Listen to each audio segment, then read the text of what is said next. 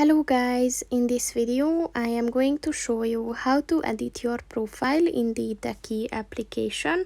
But first I just want to mention, don't forget to subscribe to my channel, because at 10,000 subscribers I am going to show you my whole YouTube revenue statistics and growth strategy, as well as how to make money online.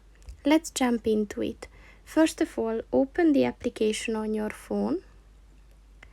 And then click on the U button at the bottom of the page on the right. And then click on the settings button at the top of the page on the right. And then click on the edit profile button. So as you can see, you can add a photo of yourself if you want to. And you can also edit your display name and your username as well. And once you did that, just click on the save button,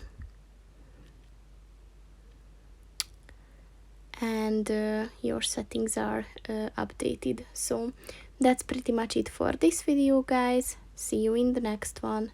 Goodbye.